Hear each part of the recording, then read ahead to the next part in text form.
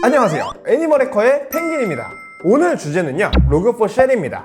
저번 영상은 간단하게 시연만 해봤지만 이번 로그4쉘에서는 취약점의 원인과 공격자 입장에서 이 취약점을 어떻게 악용할 수 있는지 살펴볼 겁니다. 그리고 이번 영상을 통해서 저번 영상의 질문으로 올라온 내용도 어느 정도 답변이 가능할 것 같습니다. 로그4j 취약점은 자바에서 발생하는 취약점으로 자바를 사용하는 기기는 약 130억에 달한다고 합니다. 자바 자체에서 문제가 발생하는 건 아니지만 자바를 사용하는 사람이라면 대부분의 사람들이 사용해본 라이브러리에서 발생해서 문제가 되었는데요. 문제가 발생한 로그4j는 서버에서 일어나는 다양한 행위들을 기록하기 위한 라이브러리입니다. 이번 영상에서는 왜 이번 취약점이 이렇게 파급력이 큰지, 그리고 왜 대대적으로 거의 모든 플랫폼이 당할 수밖에 없었는지에 대해서 알려드리도록 하겠습니다. 펭귄이 취약점이 발생하는 패턴을 준비해왔습니다. 기본적으로 취약점이 발생하는 패턴은 보이시는 그림과 같으며 근본적인 원인은 로거.info 메소드에서 발생하게 됩니다. 로거.info 메소드를 제대로 파헤치기 전에 다양한 사례부터 보고 본격적으로 코드 오디팅을 시작해 보도록 하겠습니다. 자, 이런 패턴이 왜 취약한 코드 패턴이냐? 애플의 사례를 가지고 와서 한번 같이 보시죠. 애플 같은 경우 디바이스 이름이나 아이폰 사용자의 정보를 수집해서 서버에 로깅하는 구성을 가지고 있습니다. 그래서 해커들이 애플도 취약한 구성을 가지는가? 좀 궁금해서 테스트를 한 사례가 중국에서 알려졌죠. 그 사례를 기반으로 이해를 돕기 위해서 지금 보시는 코드를 한번 재구성해서 가져와 봤습니다. 메인 컨트롤러 클래스를 보시면 내부에 오스 메소드가 존재합니다. 이 메소드는요, 보시는 것처럼 애플 ID 파라미터를 전달받아 애플 ID를 로거.info를 통해 서버에 로그를 남기는 코드입니다. 실제 이런 비슷한 코드 구조를 애플에서 사용하고 있어서 중국 해커가 테스트한 결과 공격이 가능하다는 검증한 사례가 있었고요. 해당 게시글은 트위터를 통해 공개가 되었습니다. 다시 본격적으로 코드 오디팅을 시작해 보도록 하겠습니다. 앞에서 보신 로거.info 함수는 보이시는 코드와 같이 구현이 되어 있고요. 이 클래스 내에 있는 logif enable 메소드를 통해서 처리가 됩니다. 이때 사용자가 넣어준 데이터는 메시지 이름의 매개 변수의 존재를 하고요. 이 데이터는 logif enable에 전달이 됩니다. 이런 방식으로 매우 많은 함수를 통해 사용자가 넣어준 데이터가 처리되고요. 자세한 처리 과정은 지금 보이는 화면을 참고해 주시면 될 것 같습니다.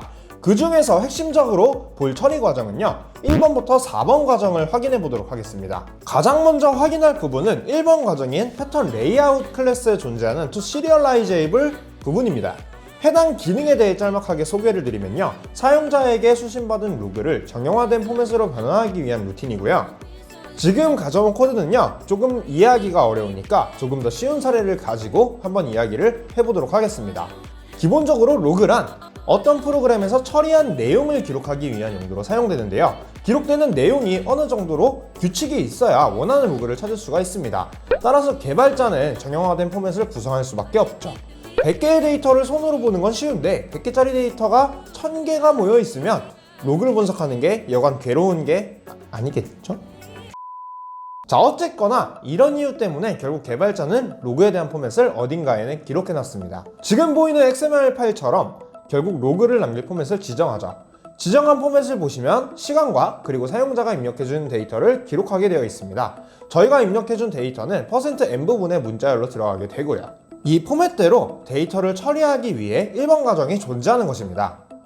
다음으로 이렇게 넘어간 데이터를 2번 과정에서 가공하게 됩니다. 지금 보이시는 코드는 XML에 기재된 로그 포맷 중에서 %n 부분이 존재하는 경우에 처리하는 구현부입니다. 이 데이터를 처리하기 위해 포맷 함수를 거치게 되고요. 여기서 사용자가 넣어준 데이터를 본격적으로 가공하기 시작합니다. 그런데 중간에 잘 보시면 사용자가 넣어준 데이터에 달러와 중괄호가 포함되어 있는지 한번 검사를 하고요. 포함된 경우에는 따로 처리할 수 있는 것을 보실 수가 있습니다. 여기서부터 근본적인 취약점이 발생하게 됩니다. 사용자에게 입력받은 데이터의 자료형을 컴퓨터 입장에서는 알 수가 없으니 기본적으로 untrusted input으로 처리하는 게 원칙입니다. 이 말은 즉슨 데이터를 처리할 때 항상 문자열로 처리를 해야 하는데 달러와 중괄호가 동시에 포함되어 있는 경우에는 특별 대우를 해주는 겁니다. 이게 뭐라고 특별 대우를 해줄까요? 한번 이 부분은 알아보러 가시죠. 달러와 중괄호 뒤에 오는 키워드를 기준으로 기능을 분류하는데 공격에 사용된 JNDI 같은 키워드가 뒤에 배치되게 됩니다. 자바에서 사용하는 JNDI 키워드는 외부 디렉터리 서비스의 객체 또는 데이터를 조회할 수 있는 자바의 API로 원격 서버의 객체를 직렬화해서 가져옵니다. 근데 이게 말이 조금 어렵죠? 조금 쉽게 다가가서 한번 이야기를 한번 해볼게요. 서버에서 클래스를 제공할 땐 바인드라고 이제 이야기를 할 거고요. 클라이언트에서 클래스를 받아가서 내 컴퓨터의 메모리에 로드할 때는 룩업이라고 이제 이야기를 하겠습니다. 룩업 과정에서 클래스를 초기화하는 작업이 실행되고 클래스 초기화 당시에 자동으로 실행되는 생성자가 호출되면서 공격자가 의도한 코드가 실행됩니다. 여기 fucking log4shell이라는 클래스가 있습니다. 해당 클래스 내부에는 생성자와 fprint라는 메소드가 존재합니다. 이 코드가 실행되면 가장 먼저 fucking log4shell 클래스를 초기화를 하고요. 내부에 있는 fprint의 메소드를 호출하는 구조를 가지고 있습니다. 그런데 이때 생성자가 호출되면 자동으로 헬로 데이터라는 문자열이 셀프에 있는 데이터의 초기화가 되고요. FLS 프린트가 생성자에서 헬로 데이터라는 문자열을 초기화하는 코드 이후에 호출되기 때문에요. FLS 프린트의 결과는 헬로 데이터가 출력되게 됩니다. 조금 어렵죠? 이거를 좀 요약해서 init 함수에 존재하는 코드는요, fucking log4shell 클래스를 초기화함과 동시에 실행된다고 알아주시면 될 것 같습니다. 근데 이게 왜 중요하냐? JNDI 기능은요, 이 fucking log4shell과 같은 클래스를 원격제에 있는 서버에서 받아오는 기능이 포함이 되어 있기 때문입니다. 때문에 저희 시연 영상을 조금 부연 설명을 하자면 외부 디렉터리 서비스에서 직렬화된 객체를 가지고 오고 이후에 역직렬화되는 과정에서 바이트 코드가 실행되어서 햄스터의 페이스타임이 켜지게 된 것입니다. 이걸 이제 코드로 한번 다시 보도록 하겠습니다.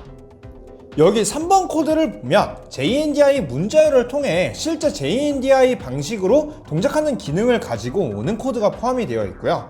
이렇게 JNDI 기능이 초기화가 되면 JNDI 오브젝트 내에 구현된 룩업 기능을 통해서 원격에 있는 클래스를 로드하게 됩니다. 그리고 마지막 단계인 4번 코드에서는 룩업이 호출되고 내부적으로 JNDI를 초기화하는 룩업 코드를 실행합니다. 지금 앞에 있는 룩업과 뒤에 있는 룩업은 조금 다른 룩업이죠. 뒤에 있는 룩업은 JNDI의 기능을 포함된 룩업이에요. 왜냐하면 이 룩업들도 종류별로 굉장히 많거든요. 룩업 코드 내부에는 실제로 HTTP 통신과 관련된 기능과 클래스를 초기화하는 기능이 포함이 되어 있기 때문에 로드된 악성 클래스가 실행될 수 있는 것입니다. 자, 이렇게 취약점의 루트 코즈에 대해서 알아보았습니다.